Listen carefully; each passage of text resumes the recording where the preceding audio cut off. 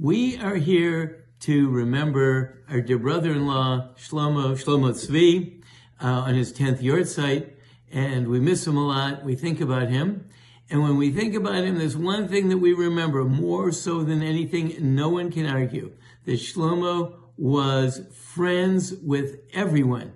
He had a makom anywhere, anytime he walked into anywhere, he was friends. So he was friends with Belzer Hasidim, and he was friends for sure on the kibbutz and with his family, with every walk of life he was friendly with. But I'll add one that maybe you did know about, maybe you didn't know about.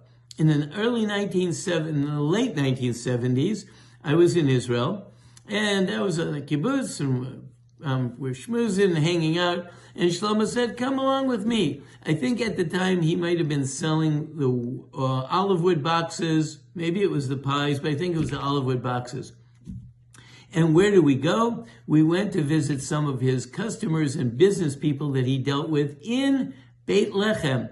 And literally we went into Beit Lechem, we went into the Kazbar, whatever they got there. We went into a real coffee shop and we sat down, and it was the real deal with the hookahs and little cups of Turkish coffee and everything like that. And we sat down, and I'm a kid from America. I'm like, whoa, what is this? It's like it's a different world. When we walked in there, well, I should say when Shlomo walked in there, the whole place lit up. Everyone's his buddy. They all came over to him, a lot of slapping and hugging, and everyone loved Shlomo. And we sat down and drank coffee together, and everyone had a great time. That's because this is a person, even though he's living on that kibbutz over there, and he's the Israeli conqueror, but he was friendly with them. He had a relationship with them. Everyone loved him. Even the Arabs in Beit Lechem loved him. What a beautiful, beautiful, beautiful way to remember Shlomo.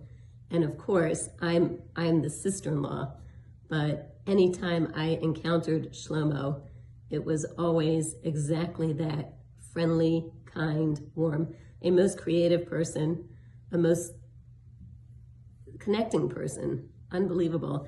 We have this picture hanging up, which I'm sure all of you have, and this tells it all. This tells it all about Shlomo. There he is with everybody, all of his buddies, but the buddies don't look like him. It doesn't matter.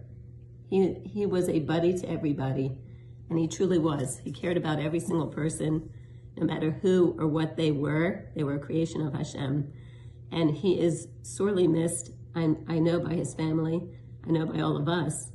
And his memory should be a blessing for your family, because he certainly lent a real magical touch to everybody. So on this 10th yahrzeit, we definitely want to convey our wishes. Yehi zichro baruch.